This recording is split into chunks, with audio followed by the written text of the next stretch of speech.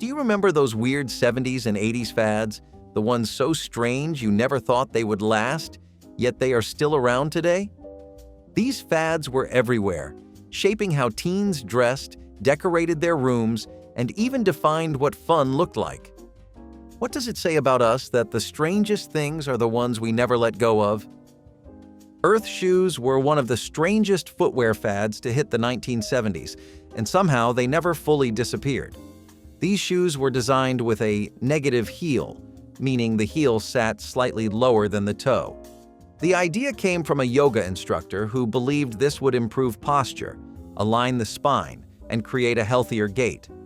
It was a time when America was fascinated with alternative lifestyles, natural living, and holistic health. So the shoes fit right into that cultural moment. People swore by them, claiming they reduced back pain or made walking feel more natural. Others laughed at the clunky look with their thick soles and odd angles, calling them some of the ugliest shoes ever made. Despite the ridicule, they became a phenomenon, sold in specialty stores and promoted as a kind of wellness revolution for the feet. Their popularity eventually faded, but they never completely went away. Today, you can still find Earth shoes being manufactured for niche health markets, sold online and in catalogs aimed at wellness-focused shoppers. The fact that a shoe this strange and specific managed to survive 5 decades says a lot about how trends never truly vanish. People may not line up at malls for them anymore, but the cult following remains, proving that even the quirkiest fads can find a home. Looking back, Earth shoes are both a time capsule of the 70s and a reminder that weird ideas sometimes stick around. Smiley face merchandise might seem like a harmless little icon, but in the 1970s it became a cultural explosion. The bright yellow circle with 2 dots for eyes and a curved line for a mouth popped up everywhere. At first, it showed up on buttons and patches, sold for a few cents at gift shops and gas stations. Kids pinned them to their jackets, and teens ironed them onto backpacks. Before long, the design was plastered on coffee mugs, t-shirts, and bumper stickers.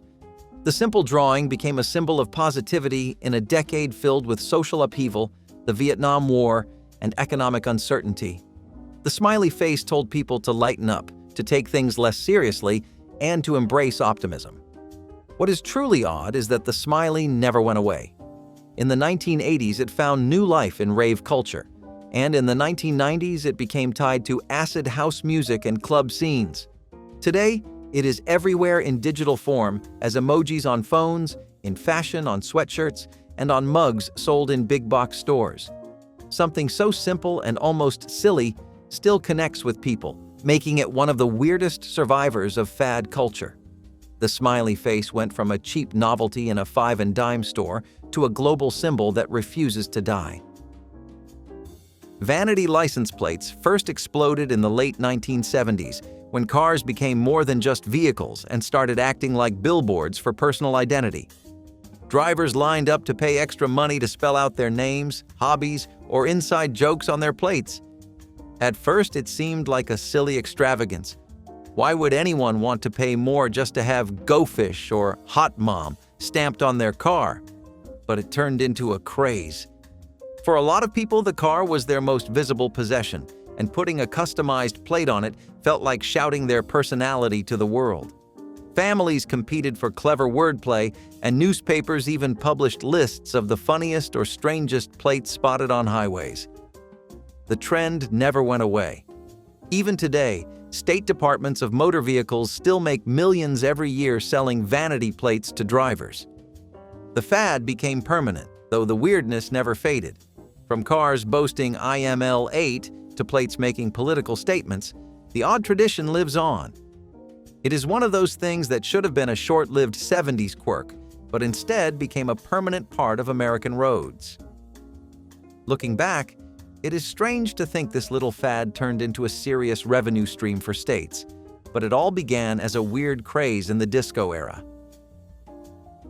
Mood jewelry went beyond the classic ring in the 1970s and 1980s, spreading into necklaces, earrings, and even nail polish. The idea was simple. A liquid crystal inside the item changed color depending on body temperature, which was marketed as a reflection of your emotions. If the jewelry turned blue, you were calm, while green meant normal and black meant stressed. It sounded scientific, but it was really just about body heat. Still, people loved the mystery of it. Teens passed mood necklaces back and forth, checking colors and laughing at the supposed results. By the 80s, the fad expanded into nail polish that shifted shades as your hands warmed or cooled.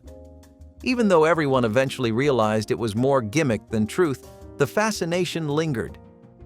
Today, you can still buy mood jewelry and nail polish online, sold as quirky accessories.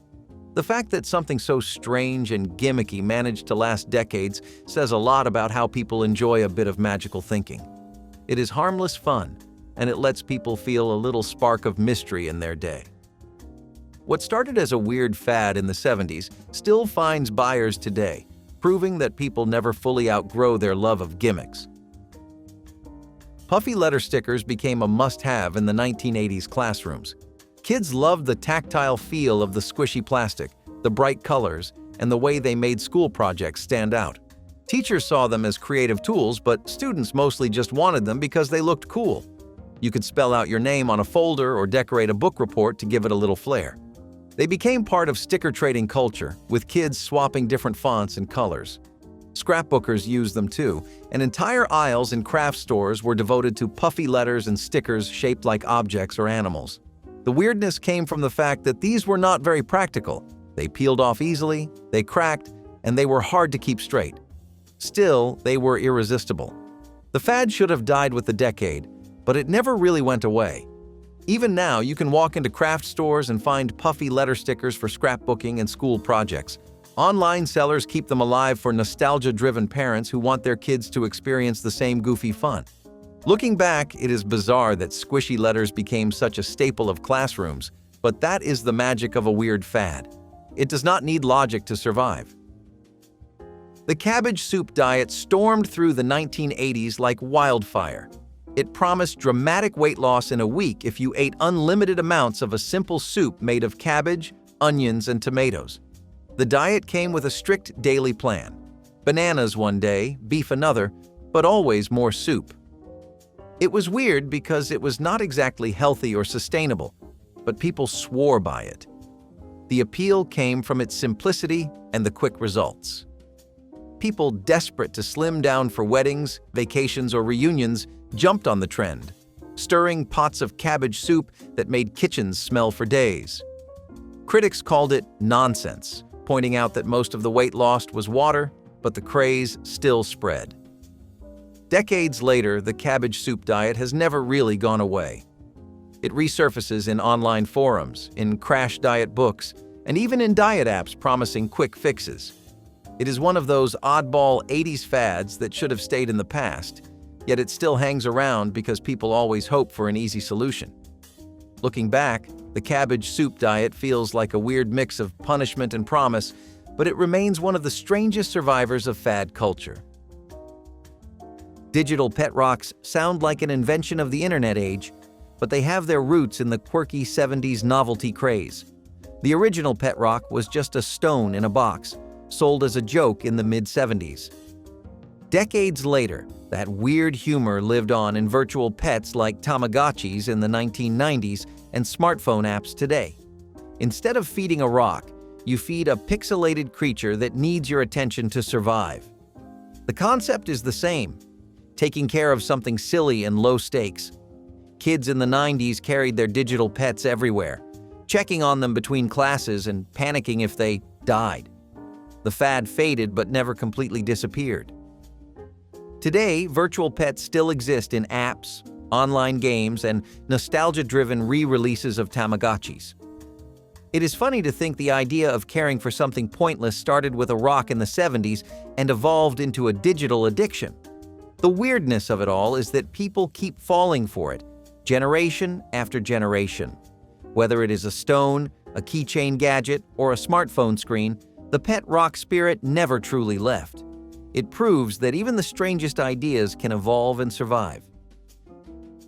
Plastic sun visors were a beachside fad of the 1970s that somehow refused to die. They were cheap, colorful, and see-through, often made in neon or pastel shades. Tourists wore them at boardwalks, Golfers wore them on the greens, and kids wore them just because they looked flashy. The visors gave off a weird mix of sporty and kitschy. They were not especially protective from the sun, but they became part of the look of the era. Ads showed families smiling on beaches with everyone wearing matching visors, and soon they were everywhere. You could win them as carnival prizes, buy them at souvenir stands, or get them free at promotional events. By all logic, the fad should have disappeared. And yet, they still show up today at music festivals, costume parties, and retro beachwear shops. People wear them ironically now, leaning into the weird vibe. But the fact that a flimsy piece of plastic with little function still gets sold is proof that oddities sometimes outlast sensible trends. Plastic sun visors are both a memory of the 70s and a symbol of how fashion loves to recycle even its strangest ideas. Chain wallets started with bikers in the 1970s, then became a punk rock staple in the 1980s. The idea was practical at first, keep your wallet from flying out on a motorcycle ride. But it quickly turned into a fashion statement. The heavy chains hanging from jeans looked rebellious and tough. Punk bands and skaters adopted the look, and soon chain wallets were being sold in mall stores alongside ripped jeans and leather jackets. Parents thought they looked dangerous, which only made teens want them more. The fad spread far beyond bikers, becoming one of those small details that defined counterculture fashion. And strangely enough, chain wallets never vanished. Skaters still wear them, and streetwear brands continue to sell them. They have shifted from biker bars and punk clubs to mainstream fashion, but the weirdness of attaching a clunky chain to your pants never faded. Looking back, it is funny that something so impractical became a lasting trend, but chain wallets show how even oddball accessories can live on for decades. What started as a biker's tool became a cultural relic that still jingles on sidewalks today. Novelty. Ice cream trucks started in the 1970s when entrepreneurs realized kids would buy more than just plain cones. Trucks began blasting catchy tunes and selling themed treats, cartoon character popsicles with gumball eyes, neon-colored slushies, and ice cream sandwiches stamped with logos. It was weird because the food often looked better than it tasted, but kids begged for it anyway. Themed ice cream became a ritual of summer. Neighborhoods would hear the jingle and kids would run with coins in their hands, ready to buy Bugs Bunny or SpongeBob on a stick. Some of the ice creams melted into strange shapes before you finished eating them, but that was part of the fun. The fad never went away. Today, novelty ice cream trucks still circle suburbs, and companies still release licensed character treats. Adults buy them for the nostalgia as much as the flavor. Looking back, it is strange that frozen cartoon faces survived generations of kids, but here we are, still unwrapping popsicles with candy eyes. Novelty ice cream trucks are a time machine on wheels, carrying forward one of the weirdest and sweetest fads of the past. Beaded car seat covers were one of the strangest little trends to hit the roads in the 1970s, and somehow they are still around today. They were marketed as a way to make long drives more comfortable, with the claim that the wooden beads would massage your back and improve circulation while you sat in traffic. Taxi drivers were some of the biggest adopters of the fad, covering their seats with the beaded mats to help with the long hours behind the wheel. Even now, you can still find racks of beaded seat covers at auto shops, truck stops, and big box retailers. Something about the nostalgic clatter of the beads and the odd promise of a rolling massage has kept the fad alive for half a century. Looking back, it is a bizarre survivor of the do-it-yourself car comfort era, a reminder of how drivers once reached for simple, low-tech fixes to make life on the road more bearable. The fact that these quirky covers are still being sold today shows that weird fads do not always disappear, they just find a way to ride along into the future. Watermelon-flavored candy first showed up in the 1980s as part of a wave of novelty treats that promised something bolder and weirder than the classic cherry, grape, or orange flavors. After all, real watermelon does not taste anything like the bright neon punch packed into a Jolly Rancher or stick of gum. But kids loved it. The sour-sweet blast was perfect for lollipops, gum, and chewy candies, and the green and pink packaging made it stand out on shelves. Over time, watermelon became more than just another option. it became a candy staple. Today, it is still everywhere, from fruit snacks and gummy worms to gum and lollipops. But its roots are pure 1980s fad culture, when candy makers were trying anything to shock and surprise. Looking back, it is funny to realize that something so artificial and strange became so permanent. What started as a weird experiment is now one of the most enduring flavors in the candy aisle. Custom airbrushed t-shirts became a boardwalk staple in the 1980s, especially in beach towns where tourists wanted a personalized souvenir. People lined up to have their names sprayed across a shirt in swirling script, often with hearts, palm trees, or lightning bolts for flair. Couples got matching designs, teens picked wild graphics, and kids begged for cartoon characters. For many, it was a badge of summer vacation, proof you had been to the shore or the state fair. Even today, you can walk into certain malls, fairs, or beachside boardwalks and still find airbrush booths offering the same bright designs. Online stores have even brought back the style, marketing them as retro cool. It is a fad that should have been trapped in a decade of mullets and neon spandex, yet somehow it still makes sense for people to want their names sprayed across a shirt. Custom airbrushed t-shirts are proof that sometimes the tackiest trends have the longest staying power. Coin-operated massage chairs first appeared in airports and malls during the 1970s, marketed as a futuristic way to relax while on the go. Drop in a quarter, lean back, and let the chair shake you into a state of relaxation, or at least pretend to. People loved the novelty of it, even if the vibrating motors were more jarring than soothing. By the 1980s, they had spread to shopping malls, arcades, and even some bus stations.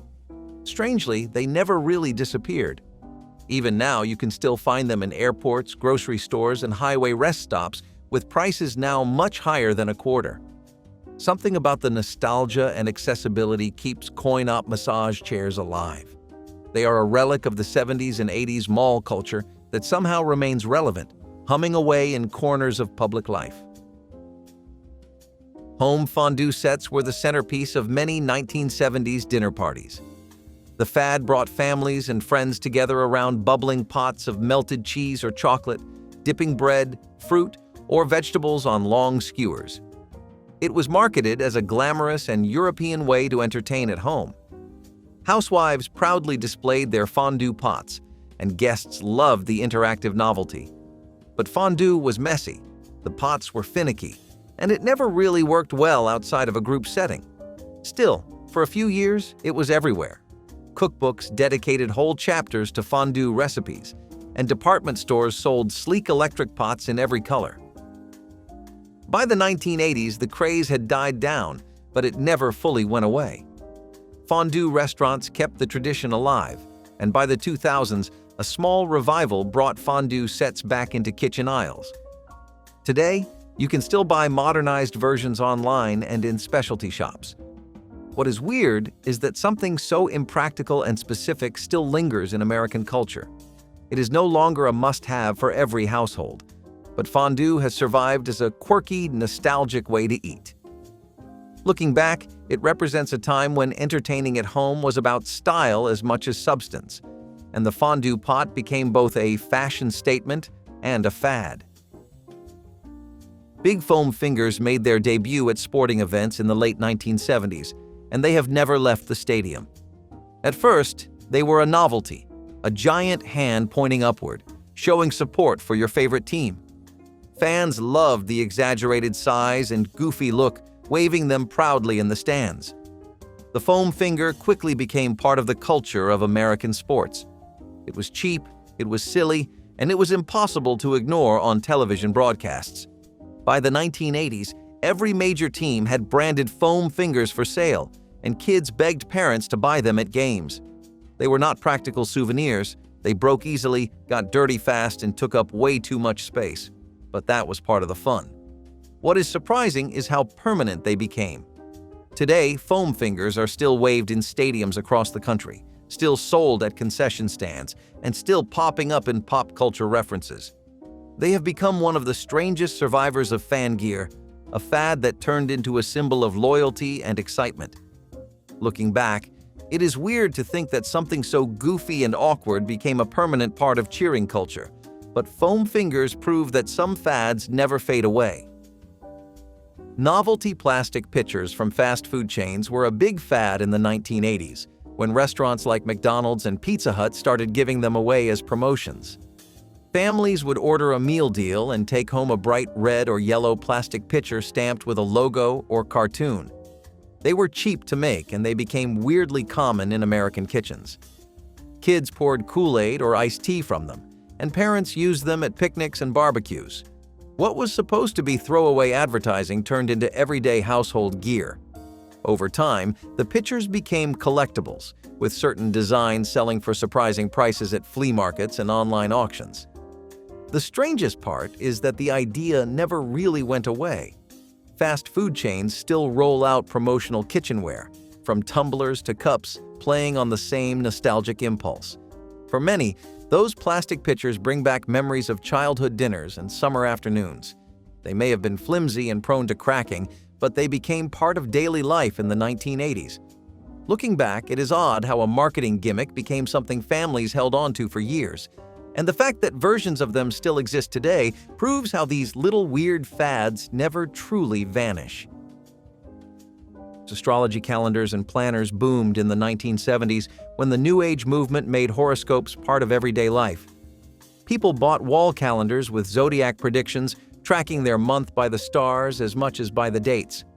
The fad was fueled by the counterculture, by an interest in spirituality, and by a search for meaning in chaotic times. Astrology columns in newspapers were popular, but calendars made the practice more personal, a daily reminder of cosmic influence. Teens carried astrology-themed notebooks, and adults displayed the calendars in kitchens and offices. It was strange because even those who did not fully believe in astrology still enjoyed flipping the page to see what the stars supposedly had in store. By the 1980s, the fad had matured, but the calendars never went away. They are still printed every year, sold in bookstores and gift shops, alongside moon journals and tarot planners. What is weird is how a practice so often dismissed as pseudoscience has held on so strongly in consumer culture. Astrology-themed merchandise remains popular with new generations, proving that the fad outlasted its era. Looking back, it is clear these calendars were more than just date keepers. They were symbols of how people wanted guidance and comfort in unpredictable times.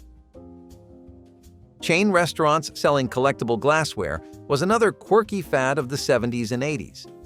Pizza Hut was famous for its thick red plastic tumblers, while McDonald's released sets of collectible glasses with movie tie-ins like Star Wars or Disney. Families went out to eat not just for the food but for the souvenirs. Kids would beg to collect the whole set, and parents stacked cupboards with mismatched cups from fast food chains. It was weird because restaurants became unofficial dishware suppliers. Some families still have those tumblers decades later, sitting in kitchen cabinets as a reminder of the past. The fad never disappeared. Today, chain restaurants still release limited edition cups and glasses, playing on nostalgia for the old promotions. Collectors trade them online, and some designs sell for high prices to fans who want to relive the era.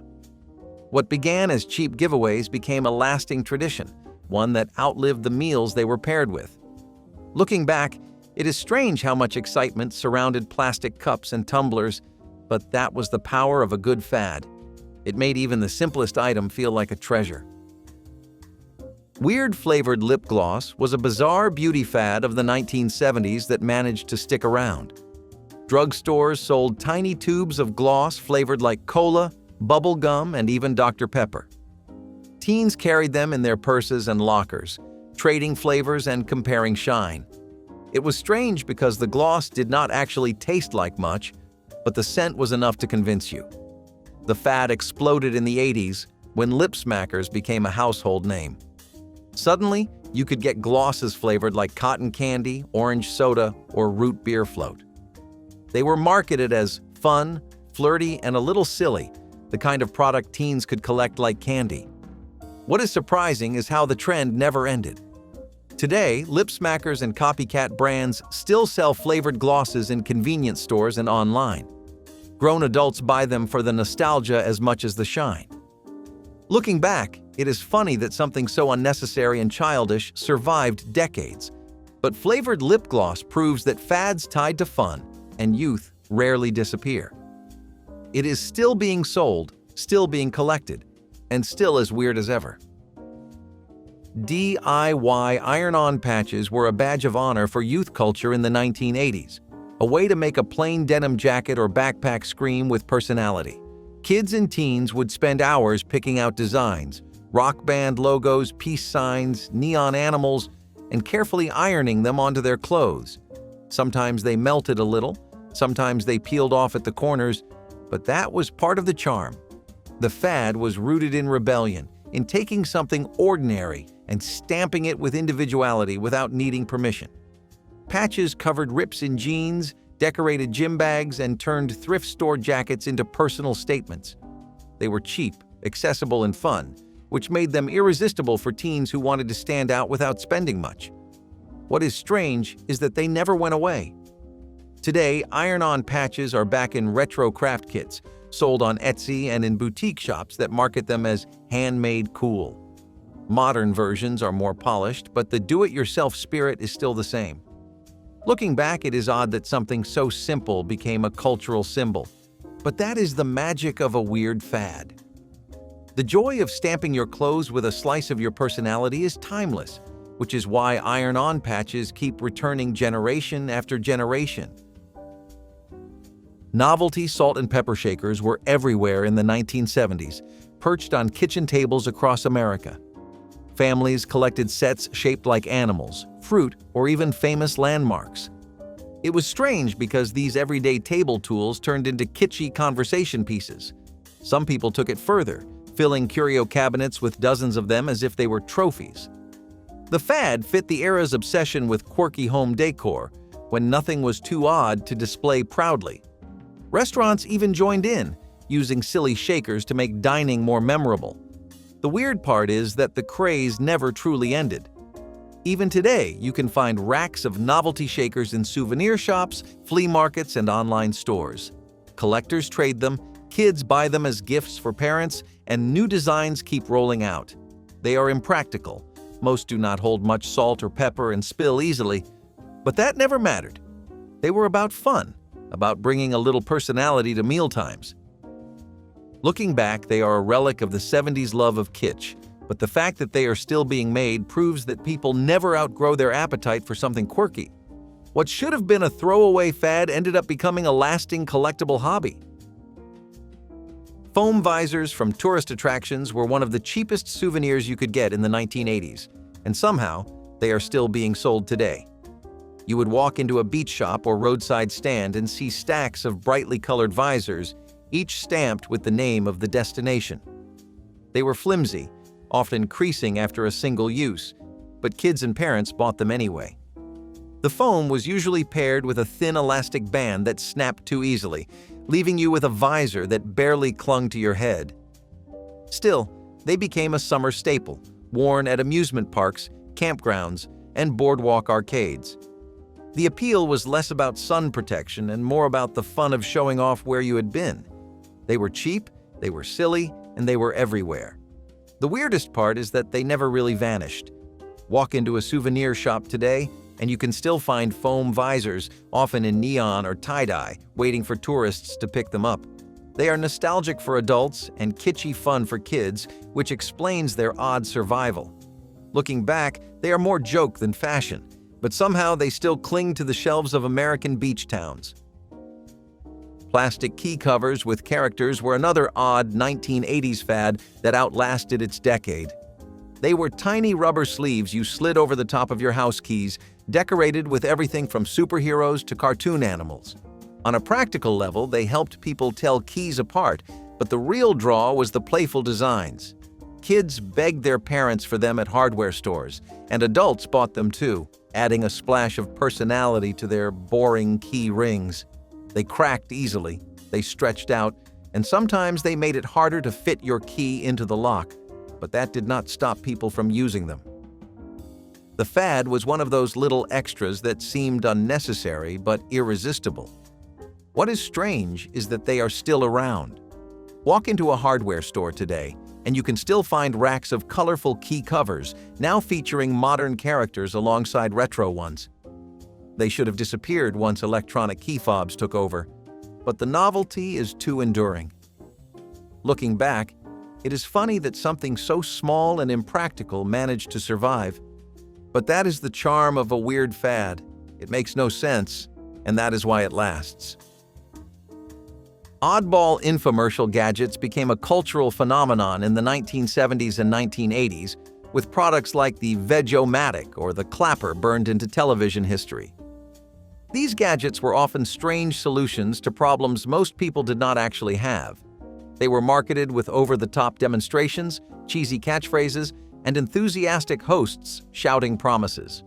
People tuned in late at night or on lazy Sunday mornings and found themselves mesmerized. The gadgets themselves were often cheap plastic that broke quickly, but they sold in the millions. Part of the appeal was the theater of it, the wild before and after shots, the dramatic chopping, dicing, or lighting up of a room with a clap. Even if the products were impractical, people wanted to believe in them. The strangest part is that the tradition never ended. Today, infomercial gadgets still flood television, and the same style of sales pitch lives on in online ads and shopping networks. Some, like the ShamWow or Snuggie, have become memes in their own right. Looking back, it is bizarre how much faith people put into late-night promises, but it is also a weirdly comforting slice of pop culture. The gadgets may change, but the spirit of the infomercial fad remains alive and well. Plastic couch covers were one of those bizarre traditions you could not escape in the 70s. Grandmothers especially seemed to love them, draping thick, clear plastic over perfectly good sofas. The idea was to protect the furniture from spills, stains, or wear, but the result was sticky, squeaky, and uncomfortable. Sitting down in summer meant peeling your legs off the plastic, and the sound of rustling covers became part of every visit to Grandma's house. Kids wondered why no one was allowed to enjoy the actual fabric of the couch. Strangely enough, plastic covers still exist today. They can be found online or in specialty shops, bought by people determined to preserve their living room sets. It is weird to think the tradition never fully died, even though most people remember it as more punishment than protection. Plastic couch covers survive as a relic of a mindset that valued keeping things perfect over enjoying them. Seeing them today makes you smile, remembering the odd discomfort of furniture you were not supposed to touch. Letting kids roam the neighborhood alone was not just common in the 1980s, it was encouraged. Children would vanish after breakfast with a bike, a baseball glove, or just their imagination, and no one blinked an eye. They played near rivers, railroad tracks, junkyards, and alleys. They climbed trees and empty lots, chased each other through sprinkler-soaked lawns, and explored storm drains without ever considering the danger. No cell phones, no GPS. Just a promise to be back before dark, maybe. You followed the smell of backyard barbecue or the jingle of the ice cream truck to know where everyone had gathered. The streets raised them. Strangers were just people you had not met yet. The rule was simple. Stay together, watch out for your younger sibling, and come home when the porch lights came on. Parents trusted the neighborhood, and the neighborhood often looked out for them. There was an unspoken safety net woven through the community, invisible but strong. But today, letting a 10-year-old walk to the park alone can spark a visit from child services. Some parents have even faced legal charges for giving their kids the same freedom they once enjoyed. What was once viewed as independence is now labeled negligence. The culture of watchful fear has replaced the freedom of wandering youth. But if that sounds unsettling, it is nothing compared to what used to happen behind the wheel, while kids were in the back seat. So let us talk about telex car phones, the early kind. These were supposed to be the peak of convenience, your own private phone line inside your car. Sounds slick, right? Except using one felt like yelling into a toaster that barely heard you. The equipment alone took up half your trunk, with clunky transceivers and roof antennas that made your car look like a spy van. You would pick up the phone, wait for a signal, and then shout into the handset while everyone in traffic stared at you like you were calling from the moon. Reception? Spotty on the best of days. Dropouts were constant, and unless you were in the middle of a major city, the odds of actually getting through were slim to none. Add to that the price tag, which could run higher than the car itself, and it becomes pretty clear why Telex car phones never caught on. Not to mention, you had zero privacy. People in the next lane could hear your entire conversation. It was supposed to be the future, but it felt more like a prank. Still, if we are talking about future flops, nothing tops the brief moment in time where Hertz thought regular folks might fly to work. Screwed directly into the wall, these heavy-duty wall-mounted can openers were as stubborn as they were convenient. Usually found right next to the stove or sink, they were the type of kitchen gadget you used without thinking, until you bumped your head into one or sliced your finger trying to clean it. You locked in the can, turned the large handle, and heard that satisfying scrape as the lid peeled away. And it never moved. That was the point. It was always there, ready to go. Back then, cans did not have pop-tops, and handheld openers were prone to rust or breaking. So this chunky mechanical beast became part of the kitchen wall like a light switch. It made even the smallest task feel intentional, like you were part of a well-oiled machine. And it never broke, because it was made to be used, not replaced. Some people even bragged about how fast they could open a can of tomato soup. But as kitchens modernized and designers chose clean lines over utility, wall-mounted can openers became kitchen fossils. They were ripped out and tossed away, their holes patched up and painted over. Now, most folks do not even recognize them. But if you ever find one, run your hand along the gear teeth. It might just stir something in you. Why did we stop building things to stay put? Pine Sol cleaner has not gone anywhere since the 70s. The bright yellow liquid in its sturdy bottle carried a powerful pine scent that filled entire kitchens. For many kids, that smell instantly meant Saturday morning chores, wiping counters or mopping floors. The scent was so strong it lingered long after cleaning, almost overpowering, but people came to love it as the smell of clean mothers swore by it, and television ads hammered the message home with cheerful jingles. The weird part is how little it has changed. You can still find it today, still pine-scented, still promising the same shine. There are other versions now, lavender, lemon, but the original pine formula remains iconic.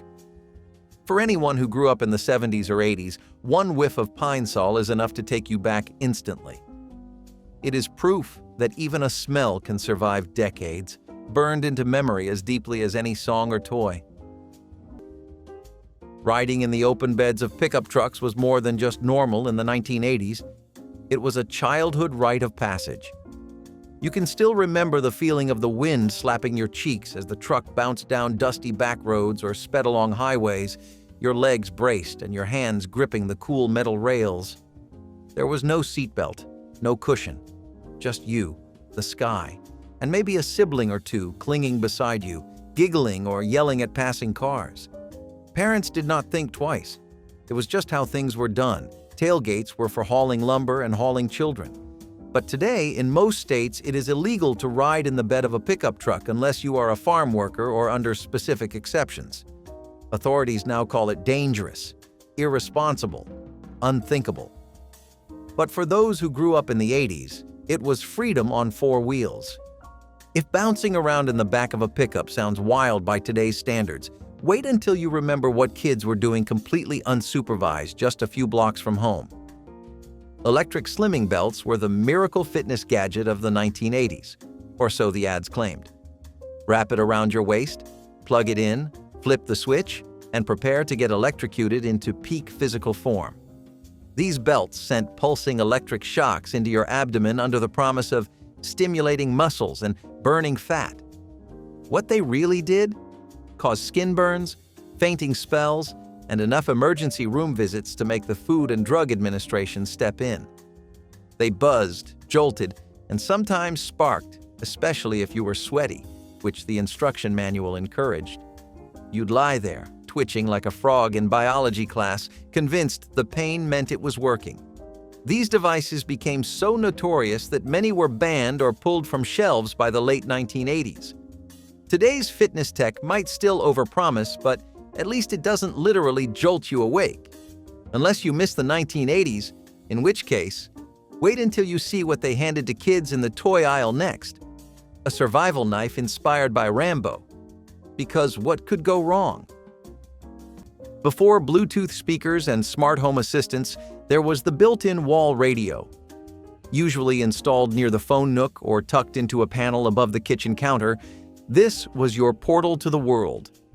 With one turn of a giant knob, you could get the weather, farm reports, school closings, or your favorite midday jazz station. Some had small intercom buttons for calling upstairs or out to the garage. It was kitchen multitasking before anyone used the word. Moms would hum along while stirring soup or call the kids for dinner through the built-in speaker. You knew what time it was by the voice on the radio, not your phone. It was the soundtrack of daily life, soft static, local news, and old familiar jingles. Even the quiet moments felt fuller with it playing in the background. But as media moved to TV, then to handheld devices, these built-ins became obsolete. Wires were cut, faces painted over. Now, if you find one in an old house, it looks like a forgotten control panel from a spaceship. Once, it brought life into the kitchen. Now, it is just a silent square on the wall. We carry entire sound systems in our pockets today, but they do not echo down the hallway the same way. What did we lose when the kitchen stopped singing? It looked like a cabinet, just a little rectangle in the wall with a tiny knob. But open it up and suddenly you had an ironing board swinging down like a Murphy bed for your clothes. Fold-out ironing boards in the wall were the peak of space-saving genius. These things were especially popular in mid-century homes, when every inch of space had to count. The board folded out flat, usually right next to the laundry area or inside the kitchen pantry. You did not have to drag a heavy metal contraption from the closet. Just pop it open, plug in the iron, and get to work. Some even had a tiny shelf or built-in plug to hold the iron itself, along with a little light above the board. Now that was fancy. Housewives adored these because they made chores quicker. And let's face it, they just looked slick. Like the house was in on the secret with you. Eventually, though, as trends moved toward larger laundry rooms and portable everything, these ironing stations disappeared. But for the folks who grew up with one, there is a real nostalgia there. It was like opening a secret door into domestic life. Now, speaking of secret doors, the next one was not about cleaning your shirt. It was about making sure your closet smelled like the forest. A countertop garbage chute might sound like science fiction, but it was once the definition of practical design. Picture this: a hinged square in the middle of your kitchen counter that popped open to reveal a direct drop into the trash bin below. You could chop carrots, peel potatoes, and then sweep the scraps in one motion. No fiddling with a trash can lid, no extra step. Just a quick flick of the wrist, and it was gone. In mid-century kitchens, these were genius, especially when you were making big meals and needed all the counter space you could get. It made cleanup feel like part of the flow, not an afterthought. One swift motion and the mess was gone before it had time to become a problem. But eventually, people began to worry about smells, pests, and hygiene. Builders stopped including the feature, and home cooks grew wary of having an open hole in the counter, even if it had a lid. Most of them were sealed shut or removed entirely during remodels. Today, you will only find them in untouched kitchens from the 1940s or 1950s. They are almost always covered in laminate or chrome trim, like a forgotten piece of spaceship tech. What other clever shortcuts have we erased without even realizing it? The floppy disk, a cornerstone of early personal computing, emerged in the late 1960s, symbolizing the first foray into portable digital storage. When the 3.5-inch floppy was introduced, many pondered, who would ever need that much storage? A notion that now elicits a chuckle in our gigabyte-saturated age. The act of inserting a floppy disk, accompanied by its characteristic click, defined an era of computing in the 80s and 90s. Despite its obsolescence due to advancing storage technologies, the floppy disk endures in the digital lexicon, immortalized as the universal save file icon. This subtle homage serves as a nostalgic reminder of the disk's pivotal role in the evolution of data storage and management. Leaving kids alone in the car while shopping was as routine as carrying a grocery list. Parents would crack the windows, hand you a book or a juice box, and lock the doors. Then they would disappear into the store, sometimes for 5 minutes, sometimes much longer. You sat in the front seat, pressed buttons, turned knobs, maybe climbed into the back. If you were lucky, the radio stayed on. If you were younger, you played pretend. The car smelled like old vinyl and the warmth of the sun. Sometimes it got too hot. Sometimes you cracked the window a little more, but nobody panicked. Nobody called the police. It was a different kind of trust, one born of a culture that saw parked cars as safe spaces and errands as moments of independence. Today, leaving a child alone in a vehicle, even for a moment, is considered dangerous and illegal in many states. Amber Alerts and heartbreaking headlines have changed the law and the conversation. What was once ordinary now feels like neglect. But for kids of the 1980s, it was a chance to wait, watch, and grow up a little. And if sitting alone in a hot car seems reckless today, just wait until you hear what passed for child car safety back then. Because most of us did not even have booster seats. Holly Hobby dolls were the bonnet-wearing rag dolls of the 70s, and they are still quietly sold today. They looked old-fashioned even back then, with calico dresses, aprons, and oversized bonnets that hid their faces. Kids loved them because they felt handmade, like something from a storybook. The dolls became part of a larger craze: stationery, lunchboxes, even television specials. Yet the dolls themselves stayed soft and simple. Parents bought them as gifts, hoping they would encourage gentler, quieter play. The strangest part is that they have never truly gone away. Specialty shops and online stores still sell Holly Hobby dolls, often to nostalgic adults buying them for their own children. They are a reminder that not every toy has to light up or make noise to survive. For those who grew up with them, just seeing one can bring back memories of bedrooms decorated with gingham and lace. Weirdly enough, Holly Hobby still lives on. The electric hot plate built into the countertop was not meant to replace the stove. It was there for the in-between moments, the simmering, the reheating, the lonely cup of soup on a gray afternoon. It looked like a single stovetop coil embedded right into the counter, usually near the sink or beside the coffee station. You turned the knob and it glowed red. No pots stacked on burners, no full stove required. For single servings or quick boils, it was perfect. They became especially popular in the 1950s and 1960s during the height of the modern kitchen boom. They were sleek, functional, and felt futuristic. But they came with risks. Open coils got hot fast, stayed hot longer, and were sometimes forgotten. Over time, homeowners chose to have more counter space instead. The coils vanished, replaced with cutting boards and clean surfaces. But those hot plates once stood for independence, the idea that a small meal still mattered, that a house could be big, but one burner could still feel like home. What part of the kitchen did we lose when we made everything smooth? Unlike the typical swinging door, pocket doors vanish into the wall when opened, like a magic trick you can walk through. They were the height of clever home design in the mid-20th century, especially in homes that wanted a clean, modern look without bulky doors breaking up the space. You would find them separating dining rooms from kitchens or closing off formal living rooms when company arrived. Over time, though, they became a pain. The tracks jammed, the rollers squeaked, and once one went off its rail, good luck fixing it without tearing open the wall. Slowly, builders turned back to swing doors, and pocket doors became a quirky throwback. But if those walls could talk, they would whisper about family dinners, polite goodbyes, and the satisfaction of sliding a whole room out of sight. Now, speaking of questionable style choices, wait until we step into the softest, strangest room in the house: the bathroom. Ah yes, Sinclair's home chemistry lab sets.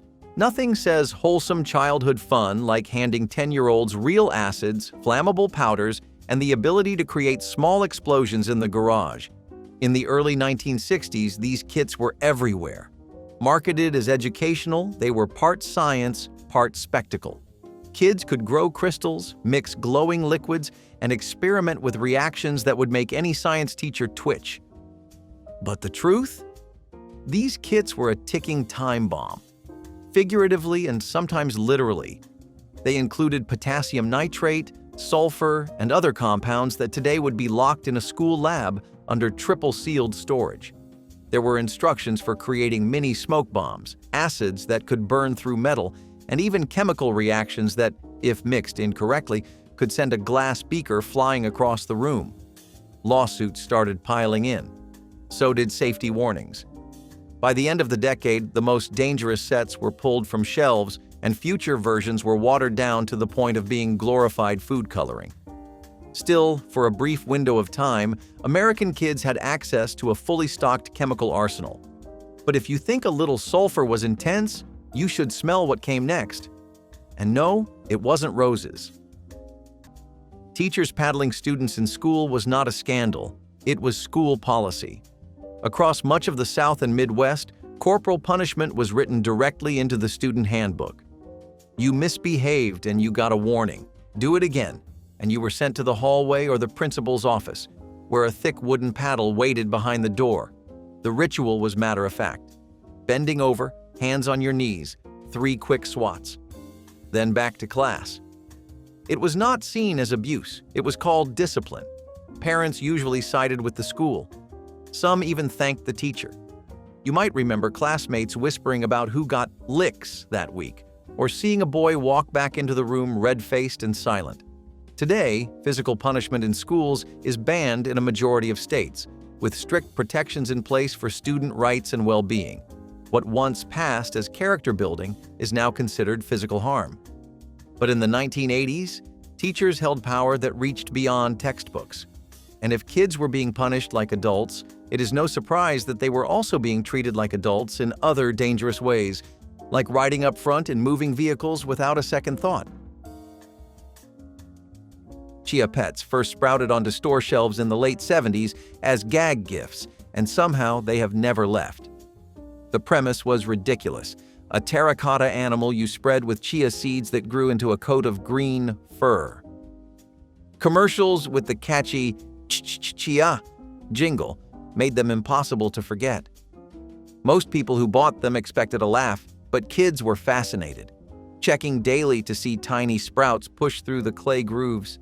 They were plants disguised as pets, equal parts goofy science project and silly decoration.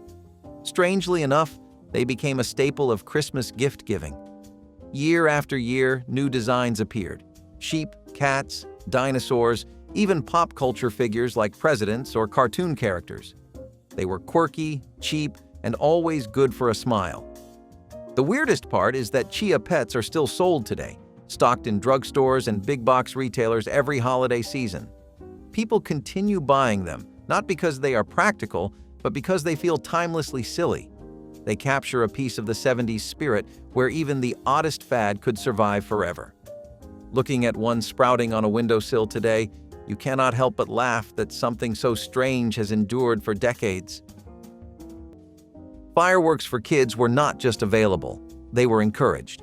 You walked into a gas station, handed over a few dollars, and left with a brown paper bag filled with firecrackers, bottle rockets, and Roman candles. No ID check, no warning label. You lit them with matches, your fingers trembling with excitement. Sometimes you held them too long, sometimes they fizzled out, other times they exploded in your hand. But that was part of the thrill. Neighborhoods erupted with smoke and booms. Adults watched from lawn chairs. Kids ran barefoot across driveways, shrieking with glee and barely avoiding burns. There were no goggles, no supervision, and almost no laws to stop it. Today, most states restrict firework sales to adults. Certain types are banned entirely, and child safety campaigns have all but erased the image of kids with sparklers and pocket lighters. But in the 1980s, fireworks were a childhood staple, dangerous, loud, and unforgettable.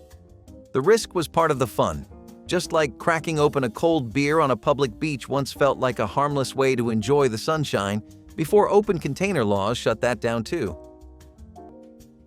Tucked quietly beneath the sink, the under-sink water heater was one of those features you never thought about until it saved you 5 minutes in the morning. These little tanks provided instant hot water to just one faucet. Perfect for hand washing, quick dishes, or shaving if your sink doubled as a grooming station. Unlike the giant water heater in the basement, This one was small, efficient, and practically invisible. In homes where the main water heater was far away, these under-sink units made life easier. No waiting for hot water to snake through the pipes. But over time, centralized systems improved. Builders started planning homes with better plumbing routes. Energy efficiency standards changed, and these tiny tanks were declared unnecessary. Today, most have been removed or sit unplugged, collecting dust in old houses. But their legacy lives on in those first few seconds of hot water we all take for granted. Once, someone thought of that. Once, someone made it easier. When did we stop building for the little moments? We need to talk about the elephant, or maybe the shag, in the room. Carpeted bathrooms. Yes, wall-to-wall carpeting in the bathroom. Someone, somewhere, decided that stepping out of the shower onto tile was just too cold. So instead, they gave us plush floors that soaked up everything. These bathroom carpets matched the walls, the sink, the curtains. You had mint green bathrooms with mint green rugs from tub to toilet. Pink bathrooms with matching fuzzy toilet seat covers and floor mats. It was peak comfort meets catastrophe. Over time, those comfy carpets turned into breeding grounds for mold, mildew, and mystery smells. Still, you have to give it credit for ambition. For a few decades, the bathroom was not just a place to get clean, it was a fully furnished retreat. These days, waterproof vinyl and ceramic tiles have reclaimed their throne. But every now and then, you stumble upon an old house with a powder blue plush floor and wonder what it was like to live so fearlessly. Now, if that made you raise an eyebrow, wait until you hear about the toilet paper holders. That could sing. Fisher-Price. Little People were the chunky, peg-shaped toys that filled toy boxes in the 70s. They were simple, tiny figures with painted-on smiles, round heads, and colorful bodies. No fancy electronics, no moving parts, just small characters that fit into barns, cars, and dollhouses. Kids made up entire worlds with them, sending them down plastic slides or seating them in toy airplanes. They were basic, but that was what made them work. You could imagine them into anything. Parents loved them too because they were nearly indestructible, surviving countless drops and chews from toddlers. What is weird is how they have never really gone away. The original versions were eventually updated for safety, made larger so they would not be choking hazards, but the concept is still the same. Walk into a toy aisle today, and you will see Fisher-Price Little People smiling back, still packed in playsets for barns, garages, or princess castles. For many parents, buying them now feels like handing down a piece of their own childhood. They are proof that sometimes the simplest toys outlast the flashy trends, holding on to their charm across generations. The weird part is not that they exist, but that kids still love them, even in a world of tablets and video games. Lack of booster seats was not an oversight. It was the norm. Children too small for seatbelts simply sat on their knees or curled up cross-legged on the back seat. If you were lucky, you sat on a pillow to see out the window. That was your booster. Parents barely considered height or weight guidelines because there were none to follow. Babies sometimes rode in laps. Toddlers were belted in with adult straps that did little to protect them. Car seat laws were either non-existent or loosely enforced. In many families, a car seat was a hand-me-down with no instructions. Booster seats were rare, and safety testing even rarer. You might remember the seatbelt cutting into your neck or slipping off your shoulder entirely. Nobody measured, nobody adjusted. It was all instinct. But as crash statistics mounted and tragic accidents made headlines, laws slowly changed. By the late 1990s, most states required booster seats for children under a certain age or height. Today, it is unthinkable to drive without one. But for those raised in the backseats of station wagons and minivans, survival often came down to luck. And while cars were full of risks, the real danger sometimes came from inside the home, especially when people handled deadly materials without ever knowing it. Tile countertops used to be the envy of every stylish post-war kitchen. Bright turquoise, sunny yellow, or soft pink ceramic tiles lined the counters like a checkerboard of domestic optimism. But the secret every home cook knew was this: those grout lines were a menace. They absorbed spills, caught crumbs, and stained faster than you could scrub. You might as well have been cooking on a tiled floor. Still, people loved the look.